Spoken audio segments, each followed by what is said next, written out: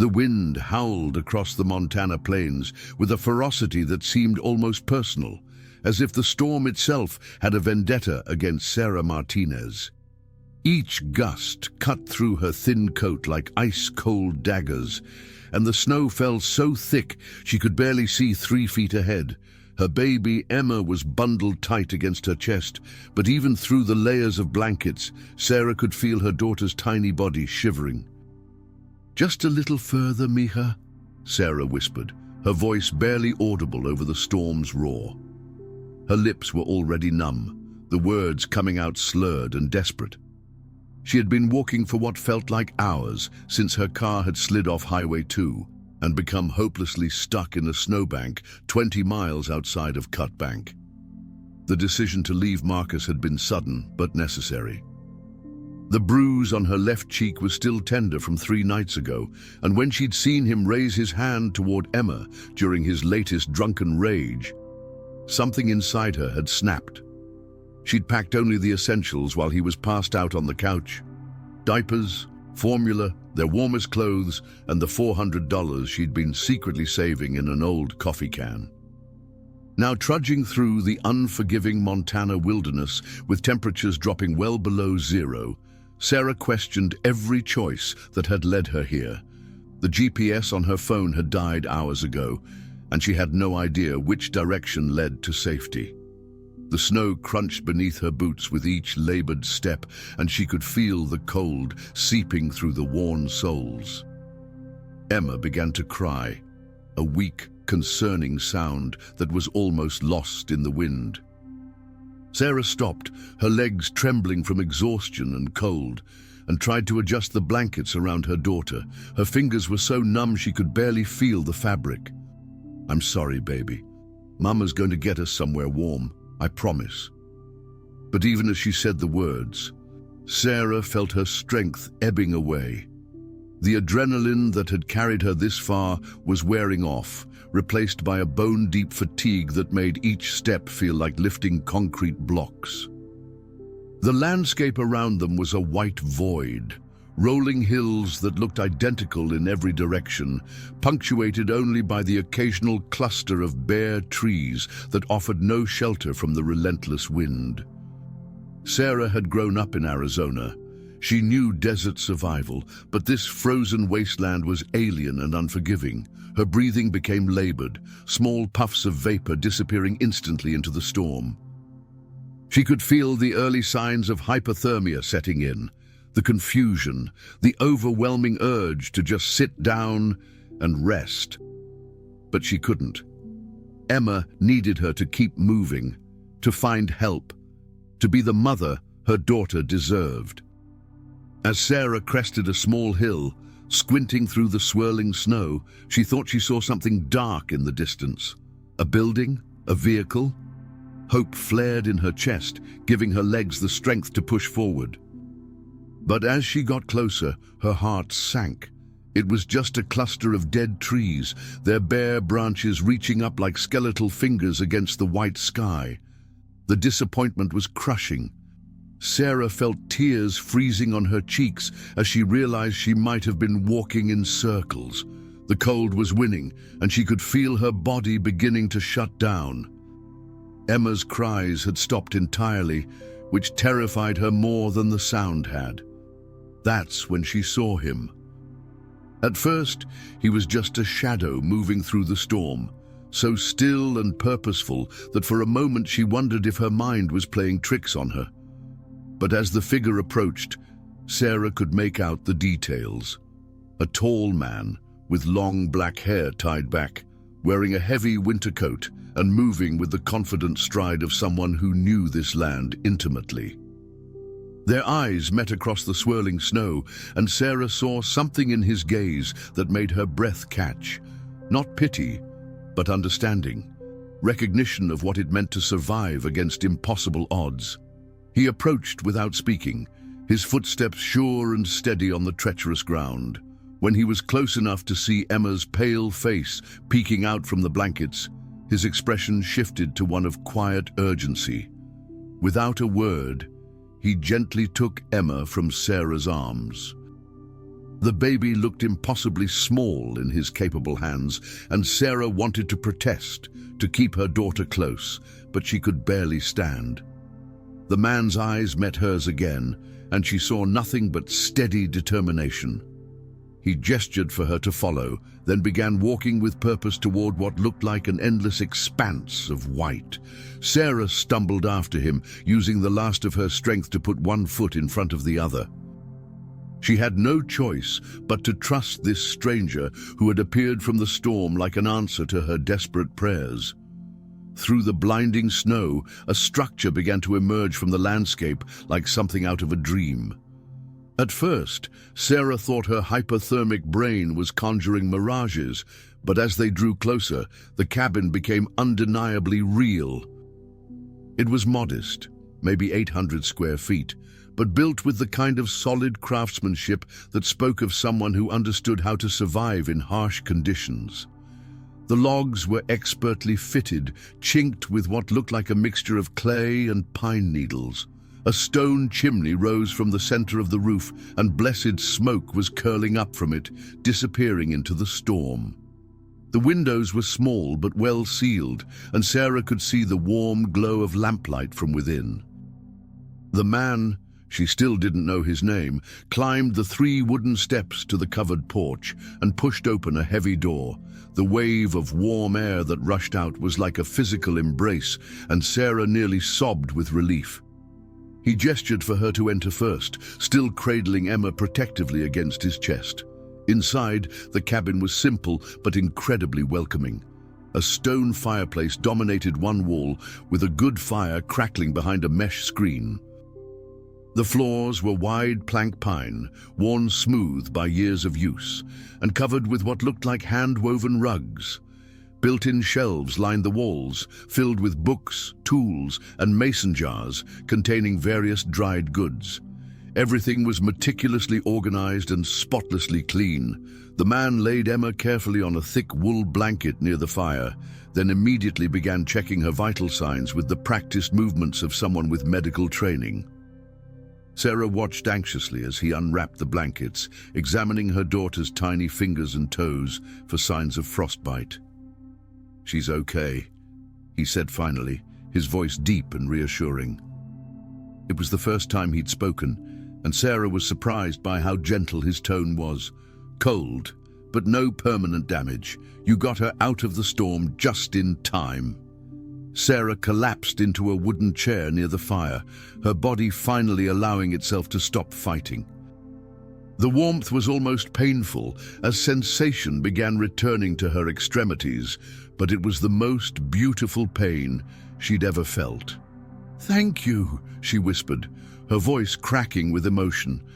I didn't know what was going to happen to us." The man nodded, already moving toward what she could see was a small but well-equipped kitchen area. "You need hot food and dry clothes," he said matter-of-factly. "There's a bathroom through that door if you want to change. I'll have some soup ready in a few minutes." Sarah looked down at herself and realized she was dripping melted snow all over his beautiful floor. Her jeans were soaked through, and her coat was more ice than fabric at this point. "I don't want to impose." "You're not imposing." His tone brooked no argument. "That storm's not letting up anytime soon.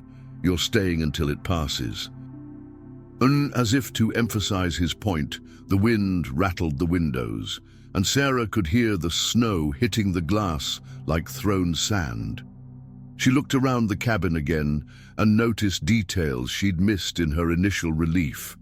A bookshelf filled with volumes on everything from wilderness survival to classical literature, a guitar hanging on the wall, and photographs that showed the construction of the cabin from foundation to completion.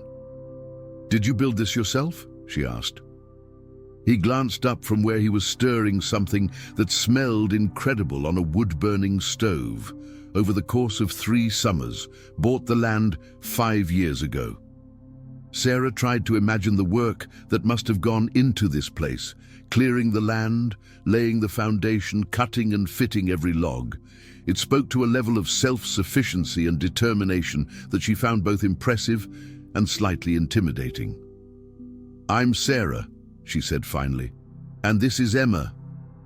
"Joseph," he replied, ladling soup into a heavy ceramic bowl. "Joseph Crow Feather."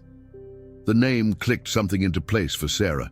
She'd grown up near several reservations in Arizona and recognized the respectful way he'd introduced himself, full name, acknowledging his heritage without making it the defining characteristic. Joseph brought her the soup. It was some kind of hearty stew with vegetables and what tasted like venison, along with thick slices of homemade bread that was still warm from the oven. Sarah hadn't realized how hungry she was until she took the first bite, and then she had to force herself to eat slowly. "This is incredible," she said between spoonfuls. "You made this?" "Hunting and cooking are necessary skills out here," Joseph said simply. He was preparing what looked like a bottle for Emma, testing the temperature of water he'd heated on the stove. "How long since she's eaten?" Sarah felt a stab of guilt. "This morning, I think. Maybe 6 hours ago? Everything happened so fast?"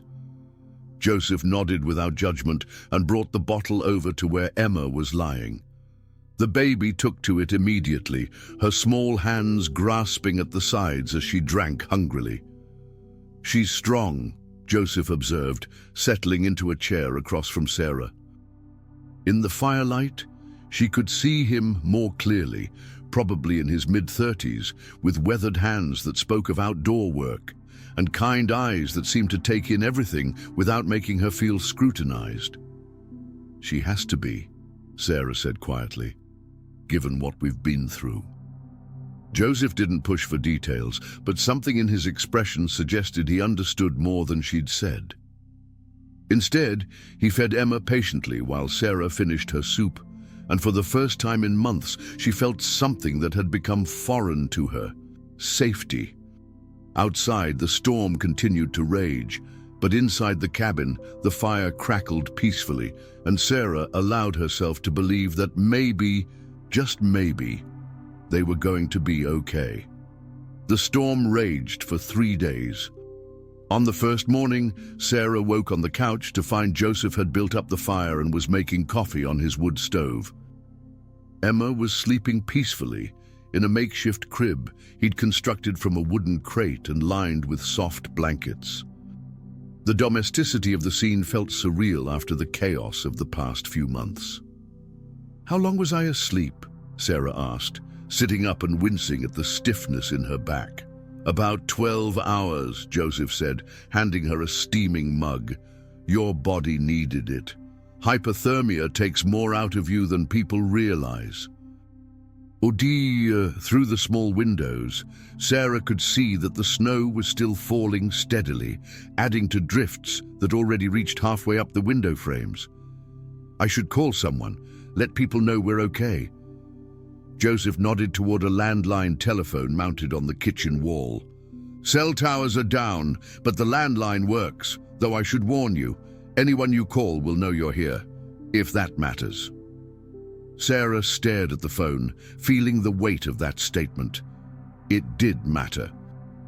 Marcus would have called the police by now, reported his truck stolen along with his wife and daughter.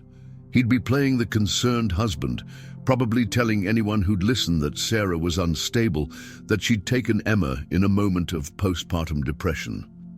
"Maybe later," she said finally. Joseph didn't press the issue. Instead, he showed her around the cabin properly, the efficient way he designed the space to maximize both comfort and functionality. The bathroom had a composting toilet and a gravity-fed shower supplied by a tank he'd installed in the loft. Solar panels on the roof charged a bank of batteries that powered LED lights and a few small appliances. A root cellar dug into the hillside behind the cabin kept food fresh year-round. "You really live off-grid," Sarah observed, impressed despite herself. "By choice," Joseph confirmed. "I spent 8 years in the army, deployed to places where infrastructure could disappear overnight. Learned to value self-sufficiency. That explained the medical training, the way he moved with quiet confidence through any situation. Sarah found herself curious about what had brought him to this isolated life, but she'd learned to recognize when someone was protecting their privacy. Instead, she watched him work throughout the day, maintaining the fire, preparing meals, caring for Emma with a gentleness that surprised her. He'd carved small toys from scrap wood, and Emma seemed fascinated by their smooth textures and simple shapes. "You're good with babies," Sarah commented as she watched him successfully calm Emma's fussing by walking her in a specific rhythm around the cabin. "Large family," Joseph said simply. "Lots of nieces and nephews. Do you see them often?" Something shifted in Joseph's expression. Not closed off exactly, but carefully neutral. "Not as much as I used to." Sarah recognized that tone. It was the same one she used when people asked about her own family, about why a young mother might be fleeing through a snowstorm with nothing but the clothes on her back. Some stories required trust to tell, and trust took time to build. On the second day, the worst of the storm passed, but the wind was still too strong and the cold too dangerous for travel. Sarah found herself settling into the cabin's rhythms, helping with cooking, learning to tend the fire properly, watching Joseph work on various projects with tools he'd crafted himself. "Where did you learn all this?" she asked, watching him repair a chair leg with the kind of precision that came from years of practice. "My grandfather, mostly. He was old-school Apache, believed a man should be able to take care of himself and his family, no matter what the world threw at him." Joseph tested the joint carefully before applying wood glue. "Used to say that modern people had forgotten how to live with the land instead of just on it. Is that why you moved out here?" Joseph was quiet for a long moment, focused on his work. "Partly. Also needed somewhere to think without distractions." Sarah understood that feeling intimately. The constant noise of her life with Marcus, the yelling, the tension, the walking on eggshells, had made it impossible to hear her own thoughts clearly. Out here, with nothing but the wind and the crackling fire, she felt like she could finally breathe. That evening, Emma fell asleep early, exhausted from a day of new sights and sounds. Sarah and Joseph sat by the fire, sharing a bottle of wine he'd produced from somewhere in his well-stocked kitchen. "Can I ask you something?" Sarah said finally. "You can ask. Why did you help us?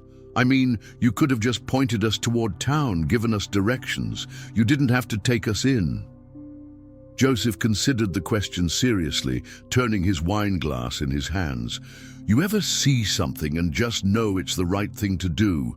Not because someone told you or because you read it in a book, but because something inside you recognizes it as true?" Sarah nodded slowly. It was exactly how she'd felt the night she'd packed Emma's things and walked out of Marcus's house. "That was it," Joseph said simply. "Saw you and her in that storm, and I knew. Sometimes survival isn't just about making it through. It's about making sure the right people make it through." The fire popped, sending sparks up the chimney, and Sarah felt something ease in her chest that she hadn't even realized was tight. For the first time in years, she felt seen, not as someone's wife or mother or victim, but as herself, as someone worth saving. "Thank you," she said quietly, "for seeing us as the right people." Joseph met her eyes across the firelight, and the understanding that passed between them was deeper than words. They were both survivors, both people who had learned to trust their instincts when the world became too much to bear. Outside, the wind was finally beginning to calm, but neither of them seemed in any hurry for the storm to end. The morning of the fourth day dawned clear and impossibly bright. the sun turning the snow-covered landscape into a glittering wonderland that hurt to look at. Sarah stood at the window, Emma in her arms, watching Joseph clear a path to his truck with methodical precision. The outside world existed again. Soon they would have to make decisions about what came next. "The road should be passable by this afternoon," Joseph said when he came back inside, stamping snow off his boots. "I can drive you wherever you need to go." Sarah felt a familiar knot of anxiety form in her stomach. Where did she need to go? She had no job, no home that was truly hers, and barely enough money to last a week in a motel. Going back to Marcus was not an option. She'd rather face another blizzard than return to that life, but the practical realities of single motherhood were daunting. "I need to find work," she said finally. "Somewhere Emma and I can stay while I get back on my feet." Joseph nodded thoughtfully. "What kind of work did you do before?" "I was a nurse, worked in the ER at Phoenix General before Emma was born." Sarah's voice carried a note of pride. It had been good work, important work, and she'd been skilled at it. "Marcus didn't want me working after the baby came, said it wasn't necessary." What Marcus had actually said was that no wife of his was going to work when there were bills to pay and housework to do, but Sarah didn't need to share those details. "Cut Bank has a small hospital," Joseph said. "And there's a larger medical center in Great Falls about an hour from here. Both are usually short-staffed." The idea of working as a nurse again filled Sarah with a mixture of excitement and terror. It had been over a year since she'd worked in a medical setting, and the field changed quickly. But it was also the one thing she knew she was unquestionably good at, a skill that belonged entirely to her. "I'd need childcare," she said, bouncing Emma gently. "And a place to live. References." Joseph was quiet for a moment, and Sarah could see him thinking something through. When he spoke, his voice was careful, as if he was testing out the words. "There's a small apartment above the general store in Cut Bank. The owner, Mary Littlewolf, has been looking for a tenant for months. She's also been trying to find reliable help in the store." He paused, meeting Sarah's eyes. "She's my cousin." Sarah stared at him. "You'd do that? Vouch for someone you've known for 4 days?" "I'd vouch for someone who walked 20 miles through a blizzard to protect her child," Joseph corrected. "Someone who chose hypothermia over staying in a situation that wasn't safe. That tells me everything I need to know about your character." The simple faith in his words nearly brought tears to Sarah's eyes. When was the last time someone had seen her actions as brave rather than foolish? When had anyone looked at her choices and seen strength instead of failure? "What if I mess it up?" she asked quietly. "What if I'm not strong enough to make it on my own?" Joseph stood up and walked to the bookshelf, pulling down a small leather journal. He flipped through it until he found what he was looking for, then handed it to Sarah. The page showed a photograph of the cabin site when he'd first bought it. Just a cleared patch of dirt surrounded by wilderness, looking impossible and overwhelming. "That's what I was looking at 5 years ago," he said. "Couldn't imagine how I was going to turn it into something livable. But I didn't have to build the whole cabin in one day. Just had to lay one log at a time, solve one problem at a time." Now Sarah studied the photograph, then looked around at the warm, comfortable home he'd created. The metaphor wasn't subtle, but it didn't need to be. "Will you introduce me to your cousin?" she asked. Joseph smiled, the first full smile she'd seen from him. "I'll call her right now." The conversation with Mary Littlewolf went better than Sarah had dared to hope. The older woman asked practical questions about Sarah's nursing background, her experience with retail, her references.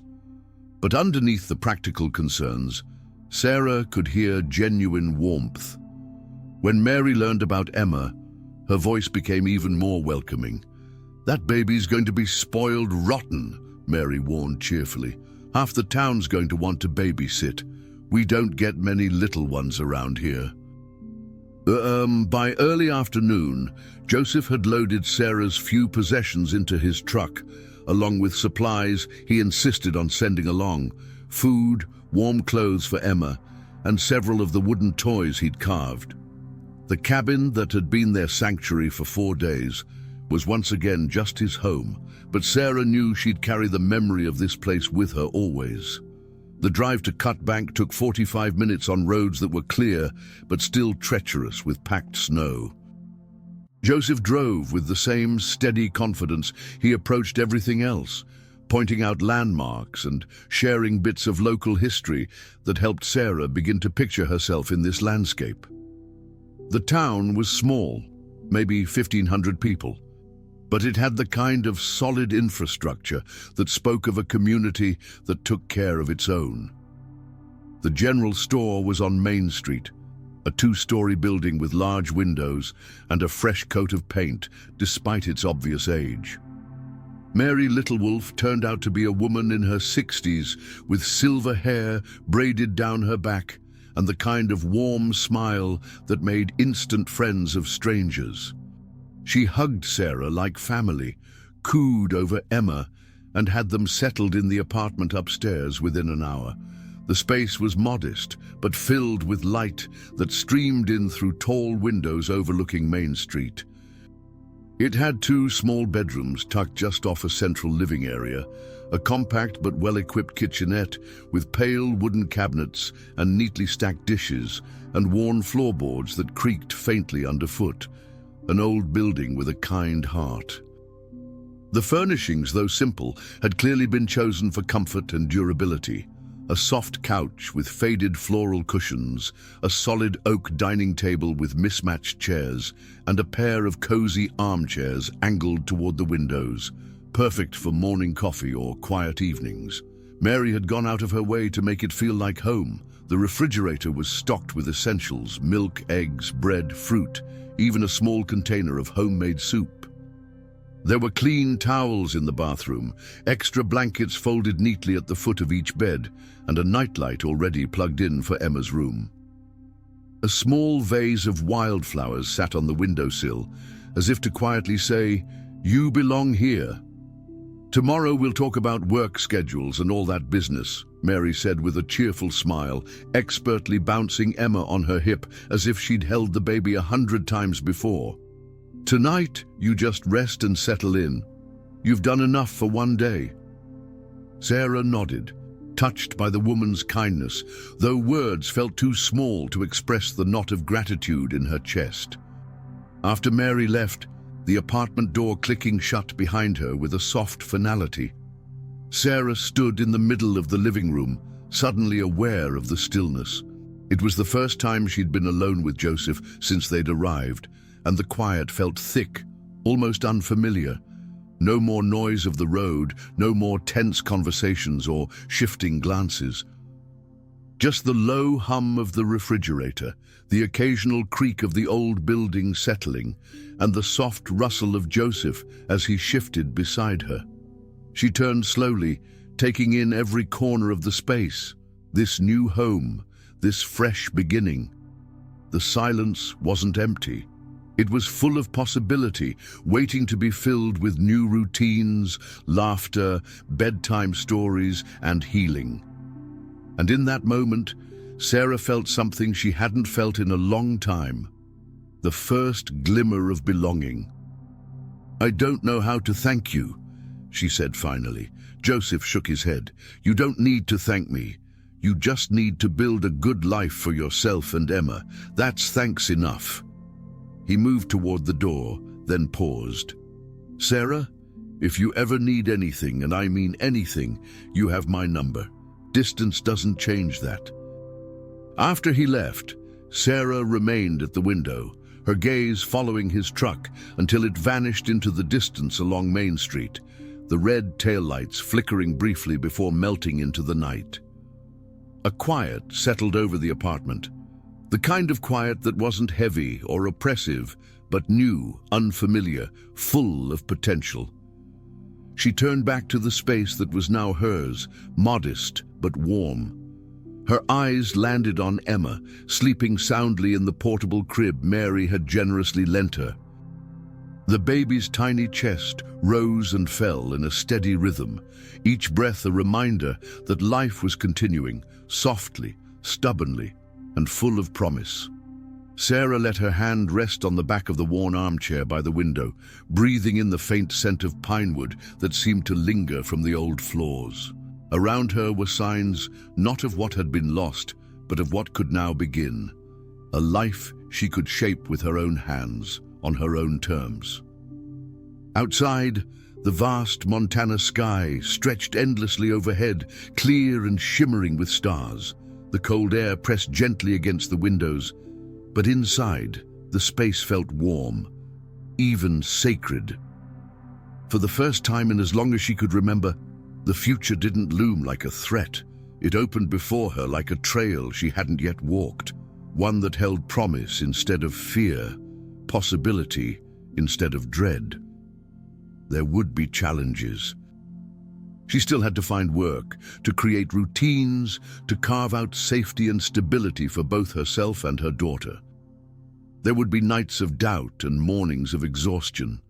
But standing there, watching over Emma, she felt the flicker of something she had nearly forgotten existed, something delicate but fierce, hope. She whispered the words to herself like a quiet vow, one log at a time, one day at a time, one choice at a time. And as she turned out the light and moved toward her sleeping child, Sarah knew the truth deep in her bones. She could do this.